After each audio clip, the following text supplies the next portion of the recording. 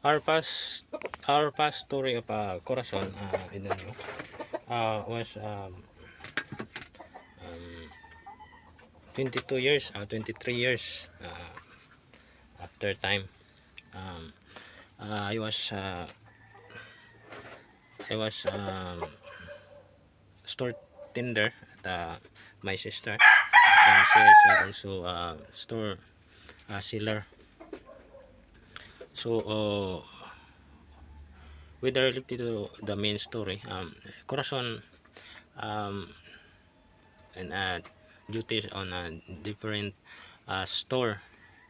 Um, first time, then she asked to my sister at Sunday time day that she went to her neighbors, I mean relatives at near Pier of Cebu City.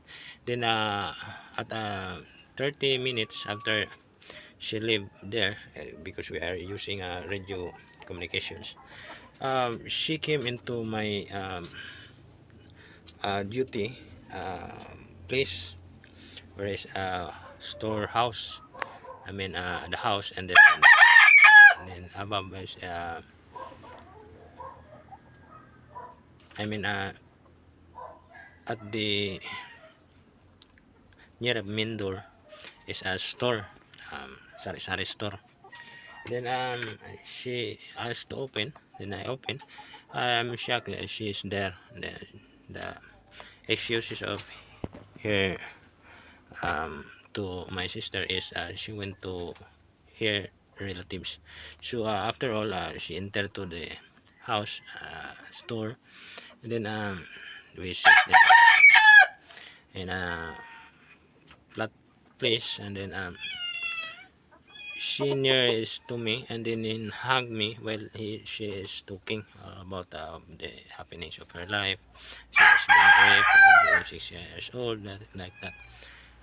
Until it like she meant to tempt me for sexual doings. So I did not do it, but she is still hugging me with two bobs and of hair placed on my back.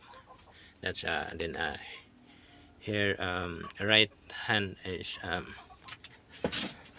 lean on my neck, and the other neck and other side of my neck, from left to the right side of my neck, shoulder, that she do attempting to. That is the first time that she do a move. I did not make it to do a move, but she do it. She initiated.